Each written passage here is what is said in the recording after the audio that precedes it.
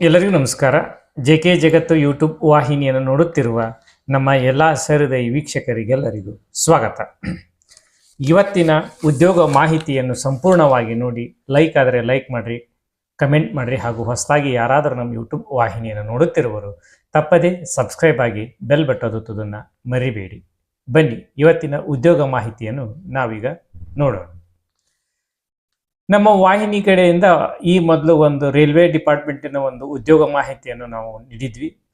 ಅದು ಯಾವುದಪ್ಪ ಅಂದ್ರೆ 32,438 ರೈಲ್ವೆ ಹುದ್ದೆಗಳ ಅರ್ಜಿ ಬಗ್ಗೆ ಮಾಹಿತಿಯನ್ನು ಕೊಟ್ಟಿದ್ವಿ. ಅದರ ಅರ್ಜಿ ಸಲ್ಲಿಸುವ ಕೊನೆಯ ದಿನಾಂಕ ಫೆಬ್ರವರಿ 22 ಅಂತಂದು ಹೇಳಿತ್ತು. ಸೊ ಈಗ ಡಿಪಾರ್ಟ್ಮೆಂಟ್ ಕಡೆಯಿಂದ ಮತ್ತೆ ಆ ಒಂದು ಫೆಬ್ರವರಿ 22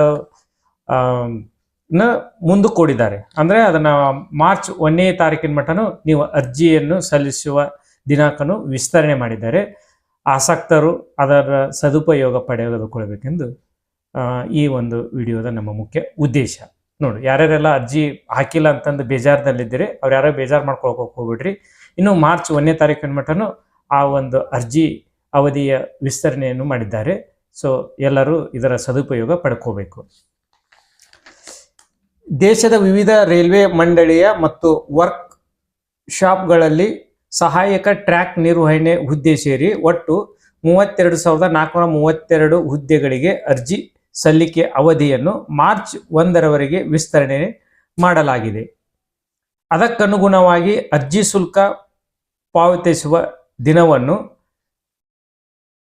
24ರಿಂದ ಮಾರ್ಚ್ 3ರವರೆಗೆ ಹಾಗೂ ಅರ್ಜಿ ತಿದ್ದುಪಡಿಗೆ ಮಾರ್ಚ್ 6ರಿಂದ 13ರವರೆಗೆ ವಿಸ್ತರಿಸಿ ಅಧಿಸೂಚನೆಯನ್ನು ಹೊರಡಿಸಲಾಗಿದೆ. ಹುಬ್ಬಳ್ಳಿಯ ರೈಲ್ವೆ ನೈಋತ್ಯ ರೈಲ್ವೆ ವಲಯದಲ್ಲಿ 503 ಹುದ್ದೆಗಳಿವೆ. SSLC ಪೂರ್ಣಗೊಳಿಸಿದವರು ಮತ್ತು 18ರಿಂದ 23 ವರ್ಷದೊಳಗಿನ ಅಭ್ಯರ್ಥಿಗಳು ಈ ಅವಕಾಶವನ್ನು ಬಳಸಿಕೊಳ್ಳಬಹುದು.